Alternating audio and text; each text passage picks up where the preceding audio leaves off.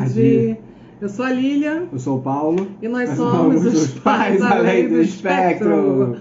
Fizemos essa vinheta e está funcionando assim nas últimas lives.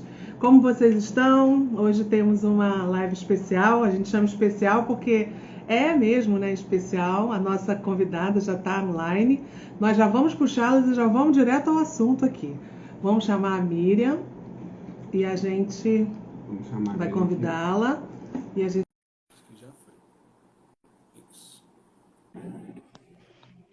Olá! Olá!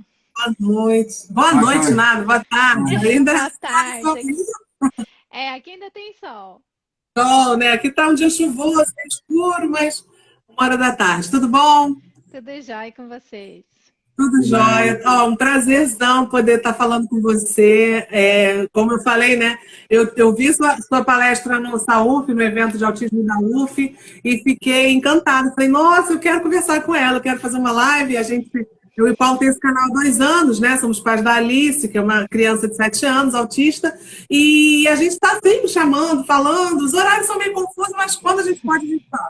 E esse assunto, né, que você trouxe na palestra, a gente vai falar agora, é totalmente necessário, né? A gente faz questão de repetir, né, de trazer uma abordagem diferente, porque para falar de autismo isso é o começo de tudo. Aí a gente queria que se autodescrever, né? Aí para dar continuidade, né? Eu sou Lília, tô com cabelo molhado, cabelo castanho, pele clara, uma blusa preta, unhas vermelhas e atrás de mim o fundo é branco. Oi, eu sou o Paulo, tenho pele branca, não, sou careca, tenho a barba para fazer, uso a camisa preta, também fundo branco. Olá, eu sou a Miriam, eu sou branca, tenho olhos claros, cabelo cor-de-rosa e o meu fundo é uma janela. Esse cabelo é lindo, ali você já ficou almoçando aqui do lado da gente, vai mais cabelo rosa. E aí a gente agradece muito, tá? Seu tempo, sua disponibilidade. A gente fica muito feliz quando consegue, né, profissionais que têm essa expertise toda para falar com o público, porque o alcance vai muito além do que quem está assistindo. A gente agradece todo mundo que está agora, mas as pessoas acessam depois, né? Perguntam depois. Então, fica um registro aí, um material, né, de gravação. Aí, se você quiser se apresentar um pouco, a gente já... Não precisa nem falar muito pergunta e resposta, pode ficar à vontade e as pessoas que forem colocando perguntas a gente vai conduzindo, tá bom? Ótimo, eu que agradeço a oportunidade de falar. Eu fiquei emocionada com o convite e eu acho muito legal que quando a gente está na academia e é reconhecido ou publica um artigo, é muito bacana para a gente, mas para mim o mais importante é esse reconhecimento de quem de fato vive a realidade, né? Que é uma preocupação que a gente tem de ter uma fala que não seja capacitista, tomar cuidado com os termos, né? Para não... às vezes uma palavra que a gente usa pode causar uma indisposição na outra pessoa, mesmo sem querer. E aí ter esse reconhecimento é muito, muito importante. Eu fico honrada em estar aqui com vocês. Prazer nosso. E eu sou psiquiatra da infância e adolescência. Eu estudo autismo há mais de 10 anos, com mais enfoque, assim. Fiz o meu mestrado na USP, com a doutora Helena Brentani. Fiquei 9 anos no Proteia, que é o grupo, né, de diagnóstico lá da USP. E o ano passado eu fiquei aqui em Estocolmo, no Karolinska, no KIND, que é o grupo que estuda neurodesenvolvimento aqui. Então, tem alguns anos que eu estou nessa caminhada do TEA. Legal. Tem uma seguidora nossa que eu acho que ela viu no YouTube, Eliane, né? Falou que você acompanha o filho, a longa data, está emocionada em te ver aqui. Ai, que querido! O Matheus é um fofo e eu acompanhei ele na época da minha residência e até hoje a gente troca notícia um do outro pelo Instagram. É muito legal, né? Essa é a diferença que faz na vida, que você não quer que saia nunca, né? Você faz um vínculo, na verdade, né? E é maravilhoso. Isso.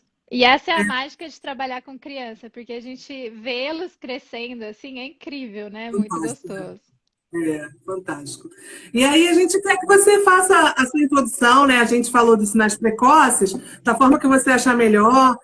As perguntas que a gente sempre recebe, e até já fez uns videozinhos, coisas curtas, porque é aquela história que a gente sempre fala, né? Cada autista é único, cada pessoa é única, mas tem um conjunto aí que vai fazer a pessoa entrar num critério, né? Não é Uhum. uma característica isolada, nem por um curto período. A gente tenta ser o mais didático possível para repetir isso, porque a gente sabe que a Alice é uma autista de nível 1 de suporte, até colegas, que eu sou enfermeira, né, profissionais de saúde, invalidam o diagnóstico dela, querem chamar de outras coisas, então a gente está sempre trazendo isso. Aí, se você quiser, né, da forma que você ficar mais à vontade, tá?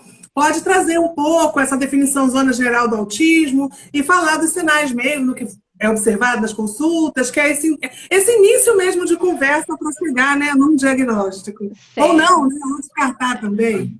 Então, o que a gente sabe, né, é que o TEA é um transtorno do neurodesenvolvimento e nós já sabemos hoje que é uma alteração do neurodesenvolvimento muito precoce. As alterações, elas começam a partir da 8ª semana de gestação, então é de fato muito cedo, né? E aí, isso é muito importante até para a gente acabar com aquela história da culpa materna, que até outro dia, né, um jornalista citou. Infelizmente, em 2022, a gente ainda tem que falar sobre isso. Então, qual é a mulher que na 8ª semana de gestação sabe que está grávida? Não deu tempo nem de ter o atraso menstrual e as alterações no neurodesenvolvimento já começaram. Essas alterações é no posicionamento dos neurônios. Então, o cérebro ele tem que ser muito organizado, porque essa organização permite que ele seja rápido e econômico. Né? O cérebro gasta muita energia e gasta uma energia valiosa para o corpo, que é glicose. Se ele não for muito efetivo, ele vai gastar tanta energia que a gente não vai conseguir comer o suficiente para manter o cérebro funcionando. Então, ao longo da evolução das espécies, o cérebro foi evoluindo junto e se tornando cada vez mais eficaz e econômico. E isso depende de organização. Se os neurônios estiverem desorganizados dentro do cérebro, essa efetividade não vai acontecer. O que acontece no TEA é que os neurônios se posicionam, se organizam de uma forma um pouquinho diferente.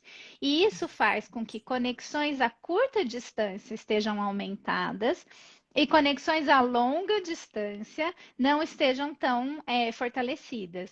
E aí que a gente percebe como os sintomas têm a ver com isso. Né? Então, se eu tenho muita ligação a curta distância, a minha percepção do mundo vai ser diferente.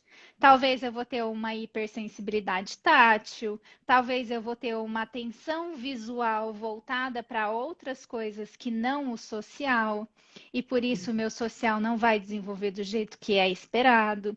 Né? Então, a gente entende por essa alteração do neurodesenvolvimento muito precoce todos os sintomas que vão vir depois. Para o diagnóstico, a gente precisa ter dois conjuntos de sintomas, né? Então, uma alteração na comunicação social e um padrão restrito estereotipado de comportamento. Esses sintomas, eles estão presentes desde o começo, junto com o bebezinho. O bebezinho nasce com o cérebro funcionando diferente, né? Por que que a gente não consegue ver, de fato, né? Observar esses sintomas no recém-nascido, por exemplo? Porque o recém-nascido nasce muito imaturo. O recém-nascido, né, da nossa espécie. E aí, nós não esperamos de nenhum recém-nascido um comportamento social elaborado. Né? Mas a gente sabe que as alterações estão ali presentes. Então, é comum, quando a gente vai fazer anamnese com os pais, antes do diagnóstico, eles falam assim: não, nós não observávamos nada.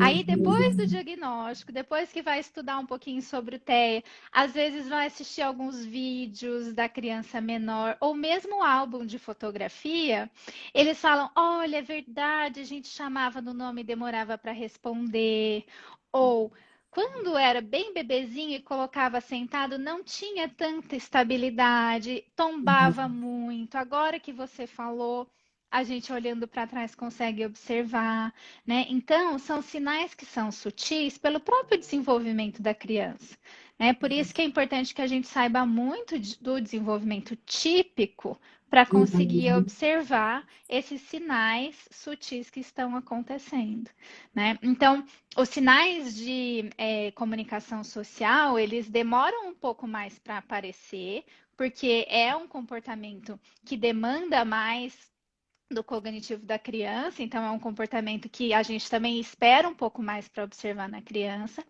Mas o padrão restrito estereotipado, ele pode aparecer um pouco mais cedo, principalmente pela questão sensorial. Então, também é comum que tenha relato, por exemplo, de um bebê que chorava muito, que só se acalmava no colo, ou então que ficava muito quietinho no berço e não chamava muito pelos pais, né? Ah, o bebê, se você deixasse no berço, ficava lá o dia inteiro, não incomodava ninguém, era um bebezinho ótimo. Aí você vai ver que o berço era previsível, não tinha tanto estímulo sensorial, então a criança não se incomodava, né? Então, pode ser tanto um como o outro, mas algo tinha ali. E aí a gente tem que ter essa sensibilidade para perceber, né? Verdade. Com a gente foi esse mesmo caminho, exatamente assim, né? Primeiro fim, eu mesmo trabalhando, não tinha muita vivência, né? O que acontece muito, então o que eu fazia como enfermeira, como mãe, caderneta de criança, né? Caderneta da criança, que é um instrumento que eu falo tanto, já trabalhei em saúde da família, mas aí eu falando da nossa realidade, isso ainda, nos profissionais de saúde, isso é tão ainda lento, eu vejo ainda, né, nas consultas de puericultura, às vezes restringe pesar, medir, tá comendo, né? Aí você não tem nada tão que chame tanto atenção, não encaminha, né? Não pede para observar melhor, não pede para os pais anotarem. Então, eu já tinha essa visão, então até na minha prática isso pode ter sido um diferencial no período que eu estava trabalhando, né? Mas é um desafio também, né? A gente aí você está falando com o Paulo, né? Os caminhos para chegar no diagnóstico. São profissionais habilitados e capacitados para reconhecer, né? Pais orientados a identificar né, diferenças do desenvolvimento típico que acaba sendo, né, quem lida com muita criança, você vê que o professor naturalmente já tem um feeling, né, para sabe dar diagnóstico, porque também não é o trabalho dele, mas consegue identificar, né, crianças com alterações e encaminhar também. E uma sociedade que tenha políticas públicas, acesso, que muita questão aqui no Brasil, que atrasa, que retarda demais, né? Às vezes a família enxerga alguma coisa, a escola enxerga, mas aí começa a saga para começar. Então, a gente acaba validando demais o laudo, porque a gente sabe que tem a sua importância, mas não tem que caminhar junto com as intervenções, né? Identificou, você tem que caminhar, mas aí a gente fica nisso. Uma consulta marcada daqui a 6 meses, e não se pequeno tempo passando, né? Toda essa questão do diagnóstico precoce, do desenvolvimento precoce, a gente esbarra em questões muito grandes que vão dificultando, né, o acesso, que é uma questão básica, né, para o acompanhamento.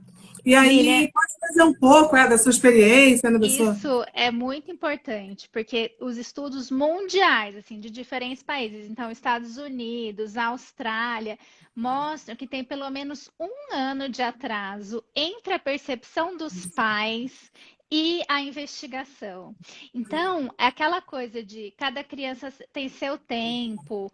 Ai, mãe, isso é coisa da sua cabeça, não procura pelo em ovo, né? Ai, você está observando demais essa criança. Para de seguir essas pessoas na rede social que estão colocando coisa na sua cabeça que não é verdade, né? E os pais falam, não, mas eu percebo que tem alguma coisa de diferente. Eu não sei o que que é, e claro, essa não é a função dos pais, né? Mas é importante que os profissionais que atendem essa criança, o pediatra ou a enfermeira que vai acompanhar essa puericultura, escutem essa preocupação dos pais e levem em consideração, né? Então, se os pais falarem estou preocupado, tá, está preocupado com o quê? Ah, eu estou preocupado porque o meu sobrinho faz isso, né, e ele ainda não faz, ou porque eu observei esse comportamento, porque eu assisti essa live e eu percebi que tem alguns sintomas. Então tá, então vamos observar. Talvez fazer um questionário de rastreamento, né? Ou marcar consultas mais frequentes para escutar essa família, porque podem ser comportamentos transitórios. Pode ser algo que, de fato, os pais observaram naquele momento e que depois não tenha aparecido mais. Mas pode ser algo que precisa de uma investigação mais cuidadosa, né? Então, acho que o primeiro ponto é que os profissionais de saúde precisam olhar e escutar os pais com mais cuidado. né? Perfeito. E aí, é claro que a gente precisa de uma rede de profissionais multi que dê conta de receber essas crianças, porque não adianta nada o médico dar um diagnóstico precoce e essa criança ficar no limbo, né? Inclusive, uma coisa que eu sempre gosto de falar é: a gente não precisa do diagnóstico para encaminhar essa criança, né? Então, tem a suspeita, encaminha para fono, encaminha para físico, encaminha para TO. Começa a estimulação, encaminha para psico, né? Que normalmente os pequenininhos eles vão para psico um pouco mais tarde. Mas encaminha essa criança para começar a intervenção precoce. Orienta os pais para que os pais comecem a fazer uma estimulação diferenciada para essa criança. E aí, se precisar, vai continuar o acompanhamento e vai avaliar o diagnóstico mais tarde. Então, o diagnóstico precoce ele é muito importante para que a criança receba intervenção precoce. Se a gente começar a intervenção, o diagnóstico não importa. Ele pode vir um Sim. pouquinho mais tarde, né? Então, o que importa é a intervenção. A gente ainda esbarra assim, com a questão principalmente plano de saúde, né? Que precisa dos CIDs para autorização de terapias e mesmo ainda não estão. Tem esse limbo também que a gente fica aqui no Brasil por isso. E eu sempre falo também, eu não estou lembrando de cabeça, mas já tem uma lei que depois o Paulo pode procurar, eu sempre divulgo, mas eu não consegui decorar, né? Que a partir dos 18 meses já tem que aplicar a escala de rastreio aqui. E na Uhum. primeira edição da caderneta da criança já tem o M7, né? Que pode ser feito com as crianças, com os pais, no caso, né? Que, se tiver sintomas mais visíveis aos 16 meses, pode fazer, repete aos 18. Então, você vai ver que já tem, desde o início, orientações para ser acompanhada de perto, né? E aí, a frequência, como você falou, pode ser, né, mais contínua. E esses desafios disso se tornar mais comum, né? E como você está trazendo essa questão da intervenção, melhorar essa equação da demora que a gente sabe que é do diagnóstico, mas conseguir avaliar a criança que, além do autismo, que é a nossa praia aqui, né? Podem ter diversos transtornos de desenvolvimento, e aí tem justamente vem a questão da neuroplasticidade, esse papo todo. Se você quiser falar um pouquinho, Isso. né? Porque aí tem essa lista do bolo que a gente fala tanto em começar cedo, né? Exato. E só falando do CID, tem um CID específico que sempre tem, que é um indeterminado. E esse CID indeterminado serve exatamente para a gente, quando está com dúvida de diagnóstico, esperar. Tanto que no CID você vai ler e fala assim: reavaliar em 6 meses. Então, Uhum. uma jogadinha que a gente pode ter, explicando para a família, claro, é usar esse CID indeterminado. Ó, eu vou colocar esse CID aqui, porque pode ser que seja, mas a gente vai reavaliar e vai conversar sobre isso mais tarde. Então, a gente consegue usar o CID também ao nosso favor nesse sentido, né? Então, vamos lá, a neuroplasticidade. Como eu falei, o bebê humano, ele nasce muito imaturo. E o cérebro continua se desenvolvendo até o início da idade, até o final o início da idade adulta, até o final da adolescência. Então, a gente considera que o cérebro terminou o seu desenvolvimento por volta dos 20 anos de idade.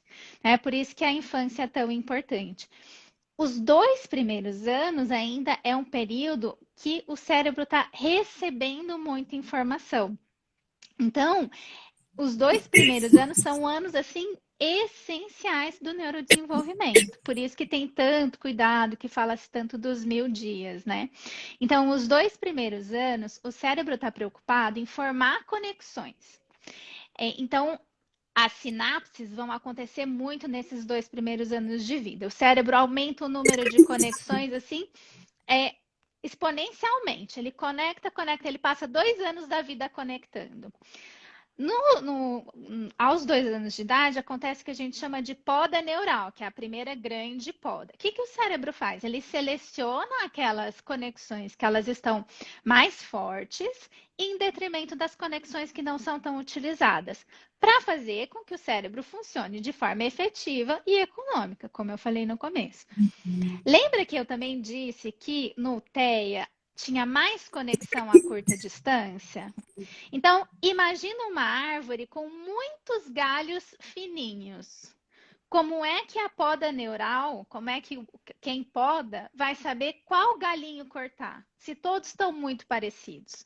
Qual é o mais fortalecido? Qual é o menos? Qual que eu posso cortar que não vai fazer falta, porque tem um outro que está fazendo a função? Se eu tenho essas conexões um pouco mais fortalecidas, eu favoreço para que a poda neural aconteça de uma maneira mais eficaz.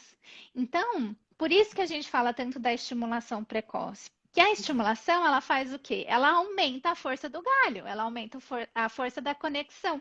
Essas conexões, elas são fortalecidas pelo uso. Então, quanto mais eu uso, mais aquela conexão vai estar forte e aí na poda neural ela vai ser preservada e não vai ser descartada.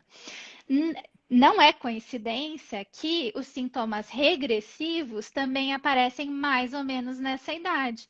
Então, tinha ali uma conexão que estava meio fraca, mas funcionava para a comunicação. E, de repente, essa conexão foi embora na poda. E aí a criança regride o comportamento. Né? Então, aí é fácil de entender também por que que no TEA isso acontece mais, né? Porque as conexões elas não estão tão evidentes. E aí uma conexão importante pode se perder na poda. Por isso que a gente fala da plasticidade. Então, todo mundo faz essas podas neurais, mas essa poda pode ficar um pouquinho confusa no TEA por essa quantidade de conexão a curta distância. E aí, às vezes, uma conexão que de fato tinha uma função muito importante, ela é perdida. E acontece em podas também, mais ou menos 4, 5 anos, mais ou menos 7, e uma poda bem importante na adolescência. Essa poda da adolescência, ela ganha uma estrelinha também, assim como a dos 2 anos, porque ela é mais epileptiforme. Ela pode predispor a crises convulsivas em todo mundo. E aí o TEA, que já é um cérebro que trabalha um pouquinho diferente, mais hiperexcitado, né, a curtas distâncias, ele também tem uma chance 40% maior de ter crises convulsivas. E aí que a gente tem que observar, porque, Miriam, é muito fácil, né? A gente sabe quando uma pessoa está tendo uma crise convulsiva. Aquela crise que todo mundo tem em mente, né? Que a criança perde a consciência, fica com movimentos claros, né? Tônicos, clônicos, sim, é muito fácil de ver. Agora, imagina uma criança averbal fazendo uma crise de ausência. Como é que eu vou saber que aquilo é uma crise? Ou uma crise focal, né? Será que esse movimento é uma estereotipia ou é uma crise convulsiva parcial? Então, eu tenho que ficar atenta e saber mais ou menos desse período do desenvolvimento para também avaliar e fazer essa hipótese no meu paciente. Será que eu não tenho que fazer uma investigação para ver se ele está fazendo crise convulsiva nessa idade, né?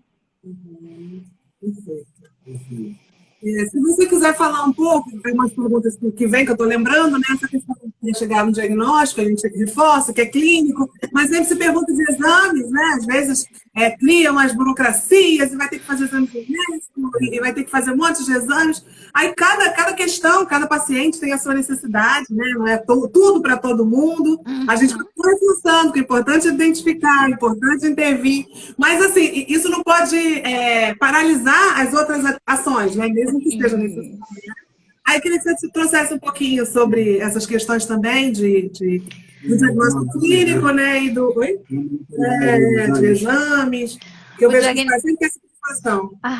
O exame é sonho de consumo para todo mundo, porque imagina que delícia seria se a gente fizesse um exame e conseguisse, né, uma certeza diagnóstica. Isso não existe para nem nada na medicina, nada é certeza. Então, os exames, eles são auxiliares, né, para várias coisas, não para o TEA.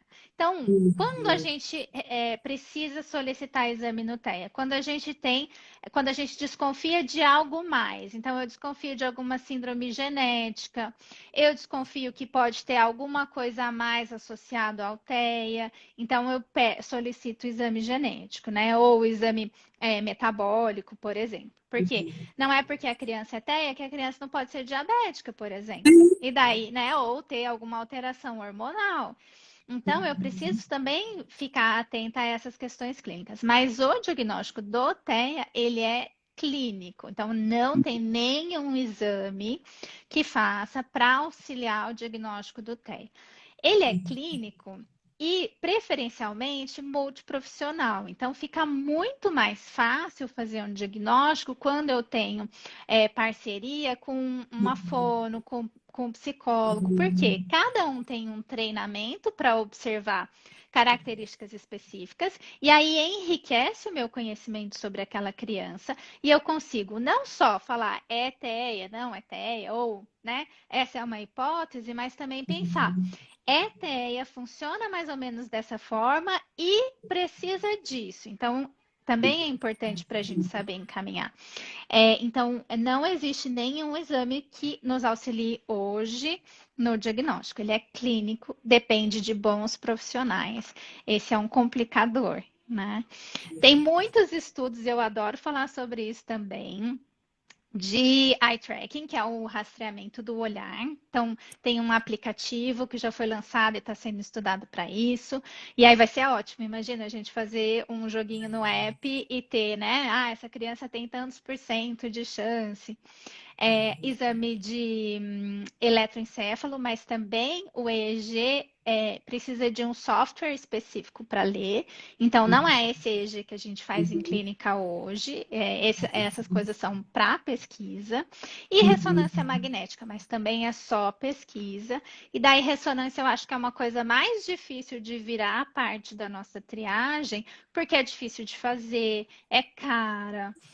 A criança precisa ficar muito quietinha ou fazer uma sedação, e daí já pode dar um viés na hora de ler o resultado desse exame. Então, eu acredito muito que no futuro próximo a gente tenha, sim, exames para nos auxiliar nessa investigação. Mas hoje ainda não. Hoje o diagnóstico é só clínico. Uhum. E contar com os profissionais ao lado do médico, né? Como você falou, da fono, do psicólogo, escola, né? Observação, porque isso tudo influencia, né? Ajuda, porque a gente fala muito que às vezes a criança vai no médico, na médica, e a médica vê aquele retrato, aquela fotografia ali, né? Por isso que a gente, ainda muitos profissionais que ficam mais de 1 hora, 2 horas na consulta, porque ele só a fotografia. Mas também quando traz, né, os relatos, quando a criança já faz uma intervenção precoce, não, na fono já age assim, na TO age assim, na psicóloga já age desse jeito, ajuda bastante, né? Principalmente muito profissional, né? É muito importante. E é interessante porque hoje a gente também consegue bastante filme da criança, né? Então dá para assistir. E a gente tem que pesar um pouco a pressa em fazer o diagnóstico, mas também o tempo necessário para que esse diagnóstico correto aconteça, né? Então não adianta eu apressar um processo, que aí eu posso errar porque eu não conheço tão bem essa criança, mas também eu não posso ficar enrolando, né? Esperando algo acontecer, e aí essa é uma questão, porque, por exemplo, esperou de fato ter um atraso na fala. Poxa, quanto tempo eu fiquei esperando para que algo acontecesse que deveria acontecer não aconteça, para então eu iniciar a intervenção. Então, poxa, como é que está a comunicação não verbal? Como é que está os pré-requisitos para que a linguagem aconteça? Porque isso já está alterado no TEA. A gente sabe que o TEA tem uma diferença de percepção de movimento biológico, de leitura do ambiente, que é diferente. Então, há uma criança que, por exemplo, foca em detalhes visuais que outras crianças não focam tanto, ou fica muito presa num objeto de interesse e para de compartilhar o interesse no social que está acontecendo ao redor, se já tem ou não sintomas sensoriais, né? Então, eu tenho que sempre ir medindo e tentar fazer esse diagnóstico precoce, sim, mas também não ter pressa de fazer um diagnóstico muito rápido e aí também errar por essa falta de qualidade de informação.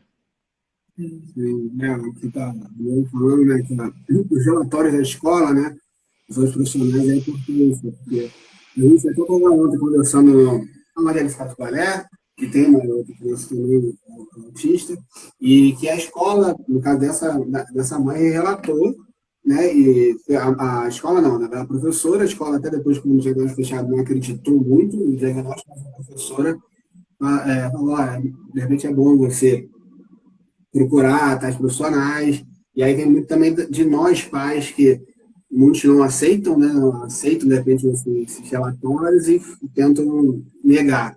E aquela coisa que você falou da precocidade do tratamento, ele tenta falar muito aqui no canal, assim, faz a intervenção precoce. Se não for nada, pelo menos, se for um atraso, né, se for só um atraso de fala, vai recuperar. Se não for autista, não tiver nenhuma, pelo menos vai ajudar. Mal não vai fazer uma intervenção precoce, né? Mal não vai fazer nenhuma. Na verdade, vai auxiliar qualquer tipo de realidade que a criança venha a ter, né? E isso é bem importante, Paulo. Tem escola que tem medo de avisar os pais por causa dessa reação, né?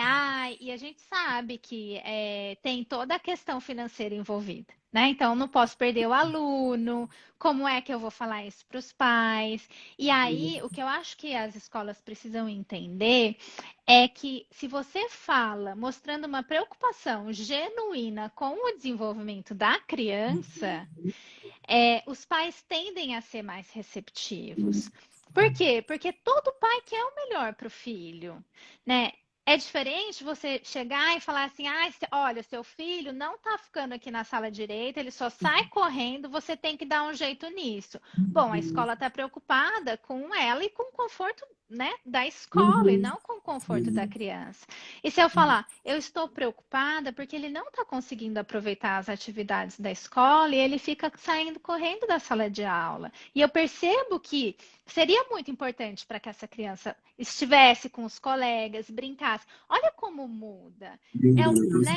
O relato do mesmo sintoma, só que tem uma entonação diferente, né? Então, eu acho que a escola também tem que entender dessa importância. E se a gente pensar, hoje em dia é super comum, pais mais velhos que não têm tanto contato com outras crianças da idade, né? Porque vivem, às vezes, numa cidade maior, é uma família que não tem contato com primo, né? Assim, é esporádico, final de semana, festa. Como é que esses pais vão saber de neurodesenvolvimento para identificar alguma coisa? E aí a escola tem um papel fundamental de mostrar para esse pai, convidar às vezes os pais de virem e falar assim, vem aqui assistir como ele fica na escola, para eu te mostrar qual é a minha preocupação. E você poder relatar isso para o pediatra também, né? Então, acho que tem que ser um trabalho de parceria. Queria só fazer um comentário, porque a Eliane falou que a parte do visual é o que mais gosto. Então, o visual é muito estudado no TEA, sim, mas a gente sabe que essa questão do movimento biológico não é só do visual, é também para o som. Então, autistas, eles têm menos interesse em sons biológicos do que não autistas. Então, por exemplo, se eu toco uma música ou um barulho que seja do interesse específico, vai chamar muito mais atenção do que a voz humana. Então, já tem estudos mostrando esse drive diferente para o biológico, visual, auditivo, tátil. Então, isso é importante também para a gente pensar em pessoas que têm déficits visuais. Eu quero falar um pouquinho, assim, só lembrando algumas coisas da Alice, né? Que a gente fica consultando essas listas. Tem listas muito confiáveis, né? Da Sociedade Brasileira de Pediatria, da SBC, né? Dos Estados Unidos. A gente acaba importando muita pesquisa, que aqui é pouco, né? A gente está em realização do censo e a amostra, a regional de amostra com autismo é bem reduzida em relação ao questionário completo. Então, a gente vai ter uma estatística, mas ainda vai ser importante, tem que ter, como não tem nada, mas ainda não vai ser um retrato mais próximo da realidade, né? Além das pessoas que não são diagnosticadas, que nem entrariam, né? Enfim, é um avanço. Dentro de vários caminhos que a gente tem, um passinho à frente, a gente tem que pensar assim, né? E a questão de não ser igual para todas as pessoas. Por exemplo, a Alice, para a Paula e para minha mãe, ela olhava para mim no momento da amamentação, mas ela não fixava o olhar por muito tempo. Essa questão eu não tinha outra referência, foi a primeira criança, né, que eu amamentei, isso não me chamava muita atenção, porque a gente ficava horas ali, né? Então, não ficaria tão fixada. Mas hoje, depois, aquelas coisas que depois você consegue pensar. Um choro também que a gente não conseguia consolar e a gente chorava junto. E entra essa conta assim, de cólica, né, infantil e aquilo tudo. Ou a gente se acostumou que isso pode ter sido, ou só reparou depois, porque ela não atendia quando minha mãe chamava. Minha mãe ficava com ela, né, quando eu estava trabalhando de plantão, e Paulo também trabalhando, e aí minha mãe começava a falar. Eu chamo a Alice, ela não olha. Aí pensa logo que a criança tem algum problema de audição, até descartar, né, tem que investigar. Fizemos uma audiometria para comprovar que não tinha, ela não fez o dela, porque era muito vazio,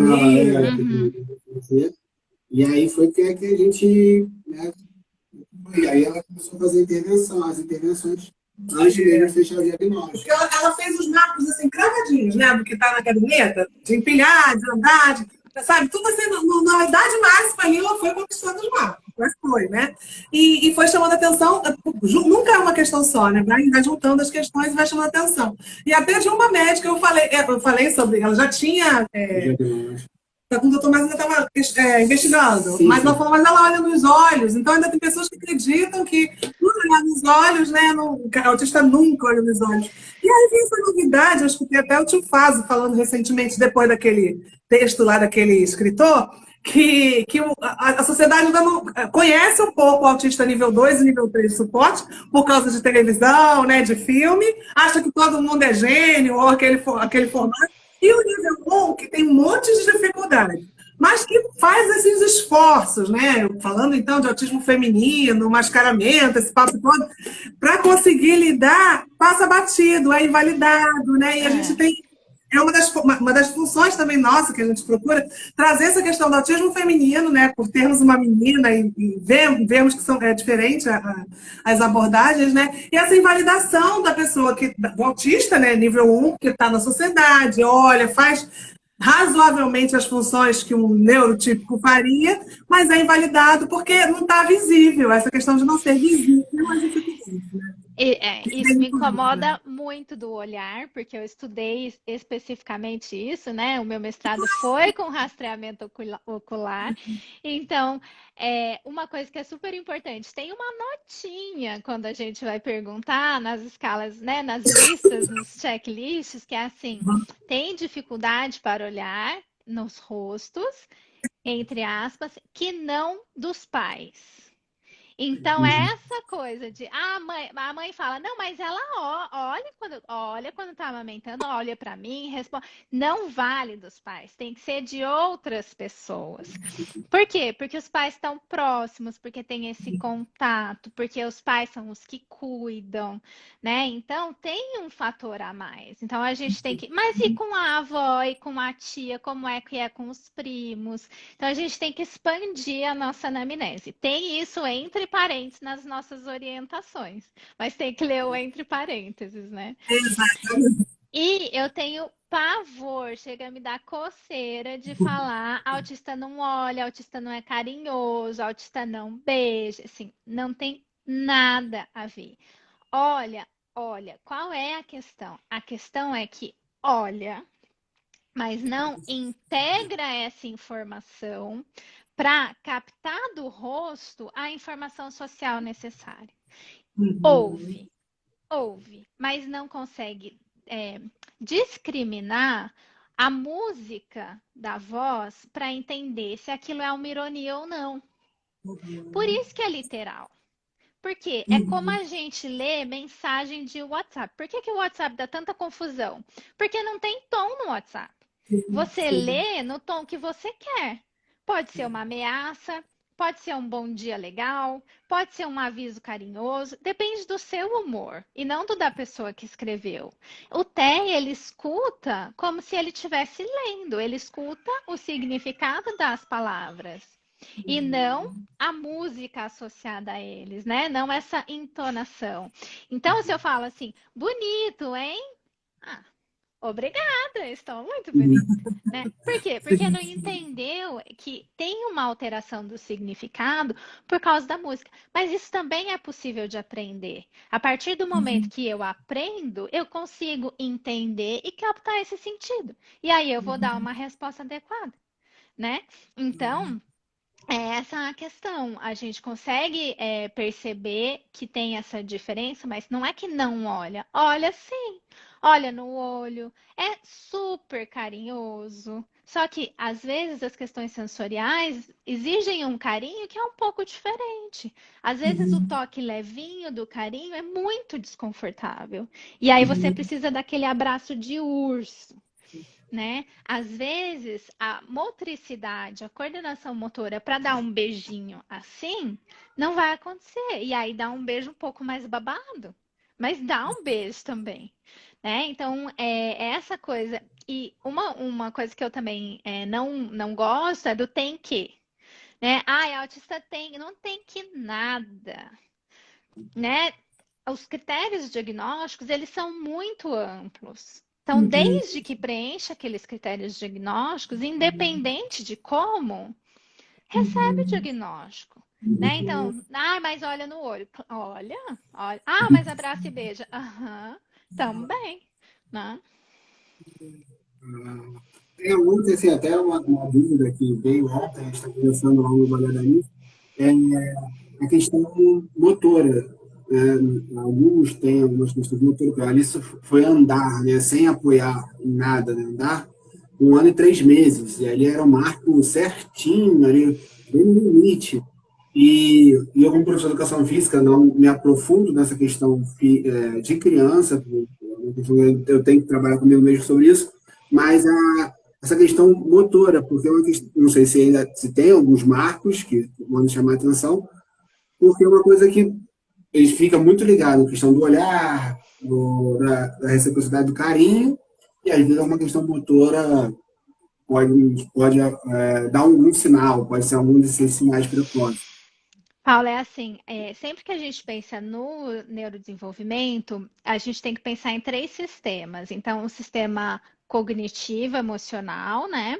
O sistema sensorial e o motor. Os três, eles trabalham juntos. Um impacta muito no outro.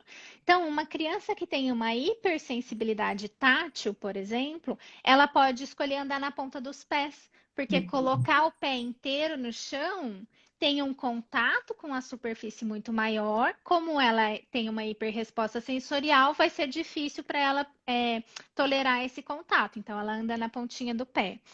Se eu ando na pontinha do pé, a minha marcha vai ficar alterada, porque eu estou pisando de um jeito diferente. Então, as coisas andam muito juntas. Lembra que a dificuldade do cérebro do TEA é de conectar a longas distâncias. Então, integrar movimentos pode ser difícil. Por exemplo, integrar movimento de braços e pernas. E isso dá um balanço de equilíbrio para o corpo que é diferente. Se eu considerar isso somado a uma questão de alteração do sensorial do vestibular, por exemplo, eu já vou ter uma marcha também diferente, que é diferente de andar na ponta dos pés, porque tem outra base, mas é uma marcha que é um pouquinho diferente da criança típica. Então, esses sinais motores a gente tem que entender não como um atraso motor, mas com essa diferença de uso por uma questão de integração, né? Então, trazer, por exemplo, trazer a mãozinha para a linha média, isso pode demorar um pouco mais para acontecer no TEA, mas não é algo que a gente consiga pontuar na caderneta e falar assim, atrasou. Entendeu? E às vezes umas questões motoras inespecíficas. Então, por exemplo, sentava aos 6 meses, mas sustentava pouco sentar. Ou sentava muito molinho, um sentar meio relaxado demais. Né? Por quê? Porque pode ser por uma questão sensorial também e pode ser por essa dificuldade de integração motora.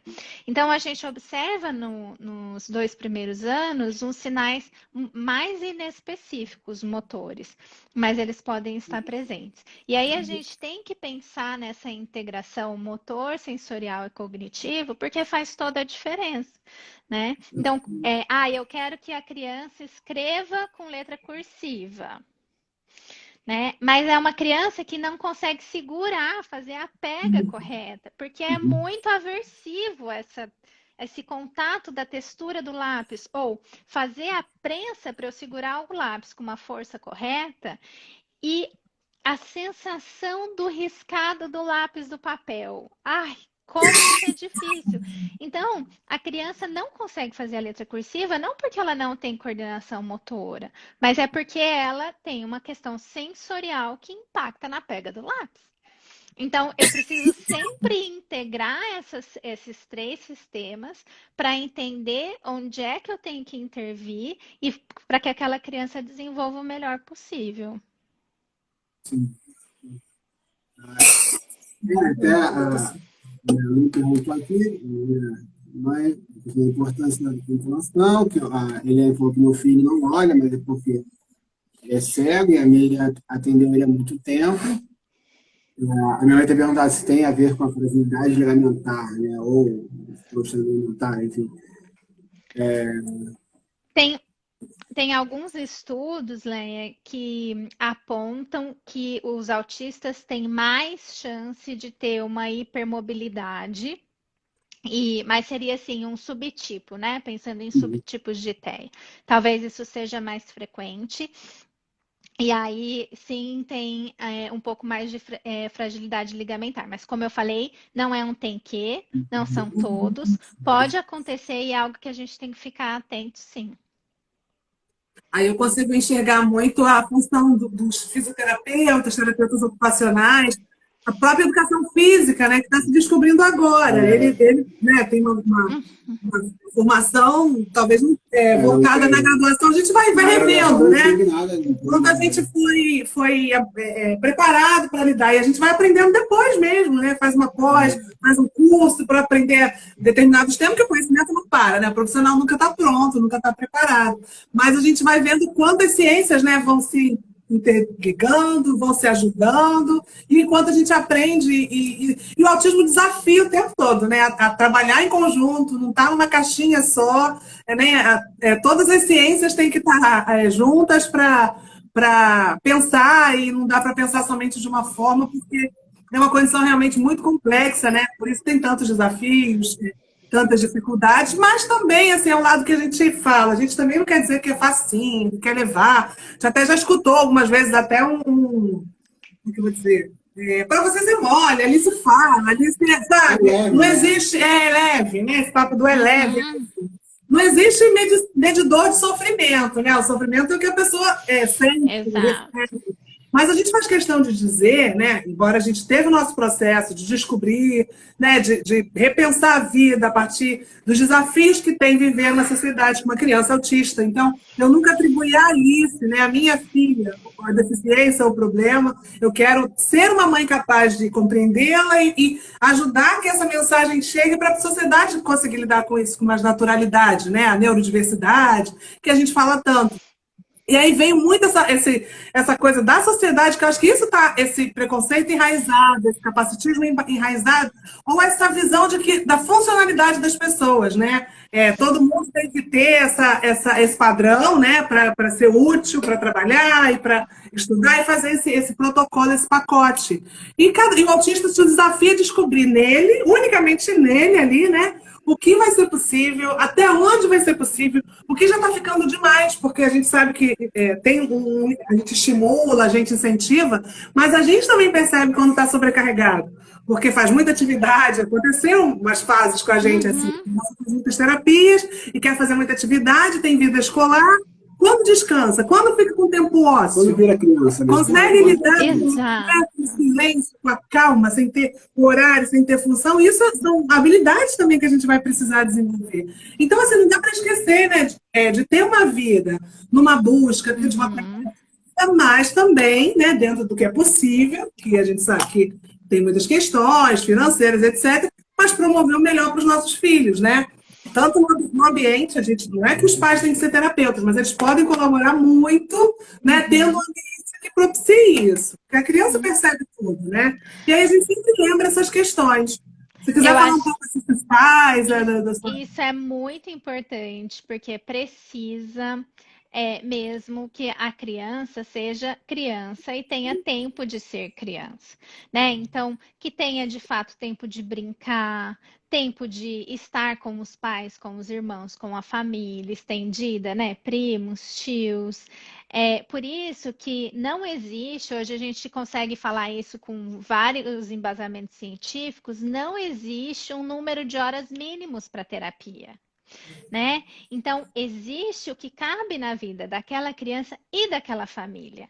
Então, é muito importante, porque o que acontece muitas vezes é que a equipe, na ânsia de fazer o melhor pela criança, olha para a criança. E esquece que Isso. aquela criança está inserida no mundo, né? Então, imagina uma criança numa família com mais de um filho.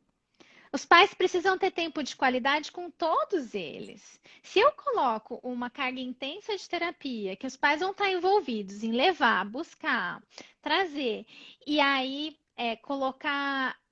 Cadê o papel do irmão nessa história? Onde é que fica a outra criança? Né? Como é que a família está vivendo os momentos de lazer? Ah, ela está o tempo todo no momento de lazer, preocupada em dar o estímulo correto, preocupada em fazer. E aí perde a fluidez do contato social. Então, ao invés da gente ensinar essa criança como é que é um contato social gostoso, a gente está ali robotizando um contato social para tentar ensinar ela melhor. Então, nós precisamos olhar para a criança, sim, né? Então, eu sempre falo que o meu paciente é a criança, eu vou estar do lado dele e defender, e vou falar coisas que às vezes os pais não querem ouvir. Mas eu não posso esquecer que a criança faz parte de uma família e que a qualidade daquela família é muito importante. Você imagina pais, ou, por exemplo, uma mãe que está com uma depressão pós-parto. E aí eu falo para essa mãe, olha, você tem que estimular essa criança. A mãe mal está conseguindo cuidar dela. Como é que ela vai conseguir parar, respirar e dar um estímulo? Não, peraí, você está bem? Você precisa de ajuda? Como é que está seu sono? A gente melhora a qualidade de vida dos pais, melhora a qualidade de vida da criança. Né? Então, a gente precisa olhar para essa família funcionando como uma unidade também, e não só para a criança isolada, com tempo de família de qualidade, com suporte para todo mundo. Esse é o mundo ideal, né? Com cuidado integral, né? Com uma escola que é inclusiva. E aí eu sou uma otimista, apesar dos pesares, que a gente está vivendo tempos sombrios, mas eu ainda sou uma otimista.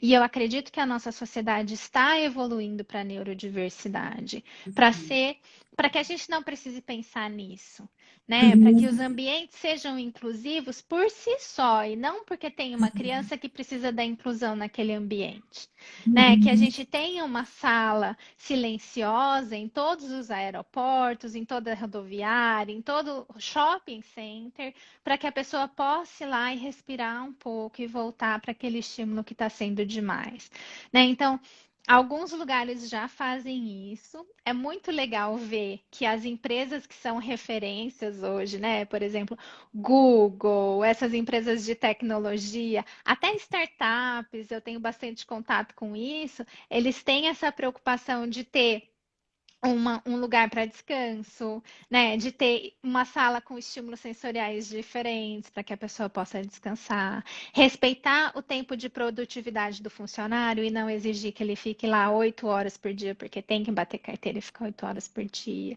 Então, eu acredito que são pequenos passos que nós vamos dando. A mudança é lenta, mas o importante é que a gente está caminhando na direção certa.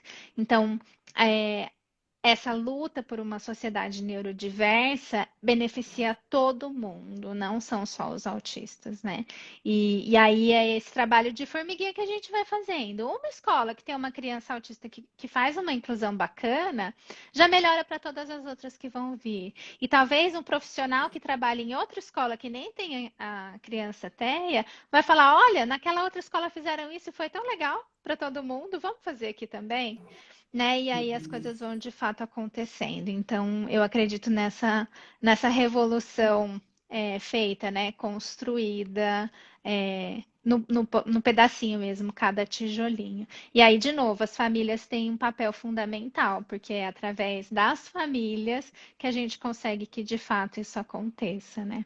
E, Paulo, sobre os profissionais de educação física, nossa, é um trabalho maravilhoso, assim, tanto para melhorar a qualidade de vida, porque a gente sabe que esporte é fundamental, né? Você ser uma pessoa ativa, né? E você conseguir fazer. Mas até eu peço como parte que a família considere como parte das terapias o treino de futebol, a natação, né? Porque é um ambiente muito rico socialmente, que vai treinar. Não só a questão motora, mas também fazer parte de um time, pertencer, torcer e saber lidar com a frustração da perda, né? Então tem muita coisa legal e os profissionais de educação física são essenciais também para ajudar nesse caminho. Muito legal que a gente vai se descobrindo, né? E eu questiono muito, mas com certeza depois que virei mãe da Alice, desde da enfermagem de atenção básica, que eu ainda vejo pouco, né, sobre aquilo que a gente falou, até na questão hospitalar, né? Quando a pessoa não verbal, eu vejo assim uma sobrecarga nos pais, que são os cuidadores que estão ali de acompanhantes, que não pode respirar, não pode fazer xixi, porque praticamente tem medo do paciente, né? Eu não tenho cardio, não explico o procedimento, aí assusta, apavora. Então, são recursos que a gente pode fazer para tornar, né, uma intervenção, porque ignora também toda a questão clínica, né, de um paciente com um transtorno neurológico, e aí ele precisa ser orientado, explicar o que vai ser feito, antecipado, né? Essa coisa do toque, respeitar a sua individualidade, né, seu tempo e pensar junto o que dá para não ser venoso, se dá para ser oral, assim, várias coisas que podem ser adaptadas para que sejam, que já é estressante por si só, uma vivência hospitalar, né? Imagina uma pessoa que recebe aquele estímulo todo com mais, né, com mais estresse ainda. Então, de que forma pode se pensar em algo mais, né, afetivo e acolhedor, né, para os pacientes que têm autistas, né, de tudo que é idade, nível de suporte também nos diversos ambientes. Teve um comentário aqui. A Eliane perguntou novidades na Europa na intervenção precoce com crianças autistas. Eu acho muito legal essa coisa da gente ficar sempre pensando, né, na Europa, nos Estados Unidos. E aqui não tá assim tão maravilhoso, não. Aqui na Suécia é bem complicado conseguir tratamento. Eu acho que um grande diferencial aqui na Suécia é a inclusão escolar. Então, as escolas fazem um trabalho de fato incrível. Mas toda a parte terapêutica, eu acho que é aquém do que é no Brasil. E tem várias questões do sistema de saúde daqui mesmo, mas não tem muita novidade na questão de intervenção precoce. A gente sabe que são os métodos, o ABA ainda é bem importante, bem feito, né? Não é o ABA de qualquer jeito, é o ABA-ABA. E os derivados do ABA, né? Então, Denver também tem um resultado muito legal para intervenção precoce. Então, o que a gente sabe, e não é novo, são as técnicas da terapia cognitivo-comportamental, e daí, dentre elas, o ABA, o Denver e aí as derivações. Quando a criança fica um pouquinho mais velha, aí a gente tem que ir também ajustando tanto para o interesse como para a necessidade daquela criança. Então, é comum que a gente precise focar mais, por exemplo, em habilidades sociais, né? E treino de habilidades sociais, que daí tem o PIRS, por exemplo, que é um treinamento específico, e aí a gente vai avaliando o que essa criança precisa de fato. Eu estou só pensando aqui, né, meus divertidamente, como a gente brinca, porque a gente também tem essa lacuna e questiona muito a questão da adolescência, né? A gente fala de mais precoce, autismo infantil é o momento ideal para identificar, mas ao longo da vida, né, tantos pais se identificam e investigam, né, depois que tem um diagnóstico em casa, porque se vê, aí faz uma avaliação neuropsicológica, né, resgata ali muita coisa e se identifica, tocou a vida cheio de probleminha, né, como a gente brinca, às vezes, através de uma depressão, de uma ansiedade, chega no diagnóstico, né, de autismo, é um caminho também que algumas pessoas chegam. Mas a adolescência acaba sendo uma lacuna, né? Assim, na nossa realidade, que eles vão tendo alta das terapias, ficam sem acompanhamento e, se tiver sorte, o acesso, faz alguma atividade física, faz alguma coisa, mas poucos profissionais especializados, né, para lidarem com adolescentes dentro do espectro ou com algum transtorno. Isso a gente fez até um evento esse ano, com o pessoal da UERJ, né, da Universidade do Estado, e foi o foco na adolescência e vida adulta, para pensar em mercado de trabalho, né, para pensar em moradia. Então, assim, os desafios são para a vida toda, né? Então, assim, é bom, assim, eu falo muito com o Paulo, a gente acalma o coração e enxerga o autismo como parte da vida e é para a vida toda. É aquele desespero de como se fosse só na infância, como se fosse correr quanto tempo na infância, para dar conta daquilo e não fosse mais acontecer, não é por aí, né? A gente tem que pensar a longo prazo, e tudo que for possível para gerar autonomia, independência dos nossos filhos, né? E recurso para que ele tenha uma qualidade de vida, né? Com todas as dificuldades que a gente sabe que tem, me lembra muito a adolescência. Aí eu estou pensando em você, no futuro, aí eu vou te chamar de novo para a gente falar um pouco só sobre isso. E a gente fala e fica sentindo falta muito disso, Miriam. Porque a gente, na adolescência, a gente teve um caso de uma pessoa próxima que, com 14 anos, na cidade onde faz, não tem mais. Então, não é acompanhamento. Então, recebeu alta, mas assim, é uma questão não verbal, enfim. E a gente vê outros casos, né? E até, muito, para completar essa questão da adolescência, muitas pessoas próximas vêm conversar comigo, perguntando como está a Alice, porque vê nas redes sociais, e não, tá bem, tal. E, então agora é vida normal. Não é vida normal. Não tem que fazer terapias por um tempo, talvez a vida toda. E aí as pessoas acham que agora já fala, já olha no ar, já estuda, já se comunica. Não. Eu acho que isso é um pouco ainda consequência da história, né, do TEA ao longo dos anos, que o TEA era visto como, por ser algo do neurodesenvolvimento, da infância. Então, quem sabe de autismo são os profissionais que atendem criança, né? E os profissionais que atendem adultos não sabem, eles não sabem nada. Assim, é desesperador, porque o médico precisa entender que o exame físico do TEA adulto vai ser diferente. Ele não pode chegar examinando sem explicar o que vai acontecer. A pessoa vai ter uma reação agressiva, né? Então, eu acho que, de novo, isso está mudando, mas ainda está muito aquém. Tanto na nossa formação médica, que a gente não tem quase nada de TEA, como nas próprias residências, né, das outras especialidades. Mesmo na minha residência de psiquiatria, eu vi muito pouco. Eu fui aprender TEA na minha residência de psiquiatria da infância e adolescência. E aí, tem até amigas minhas, assim, que são psiquiatras de adulto, que começaram a estudar de tanto eu falar. E aí começaram a estudar e falaram assim, nossa, eu comecei agora eu só atendo TEA no meu consultório. O que aconteceu? É lógico, você começa a atender você sabe o que está acontecendo, as pessoas começam a te procurar por causa disso, né? Então, sim, a gente precisa melhorar, tanto no atendimento dos adolescentes, e aí profissional que gosta de atender criança, que vai atender mais TEA, tem essa preferência. Eu gosto dos pequenininhos, eu quero atender os pequenininhos. E aí eles crescem. Cadê as terapeutas para ficar com essas crianças? Cadê as fonos que trabalham mais do que o desenvolvimento da fala? Que vão trabalhar esse uso da fala, né, no adolescente, na vida adulta, né? Então, isso é muito importante, sim, e a gente precisa trabalhar para que esses profissionais comecem a aparecer. E é uma questão de demanda, né? Agora a demanda está surgindo, eu acredito que daqui para frente bons profissionais apareçam também. Sim, faço votos, né? E o otimismo mesmo que a gente tem que ter, a gente provoca isso o tempo todo, né? A gente enxerga essa lacuna e é um desafio, sim.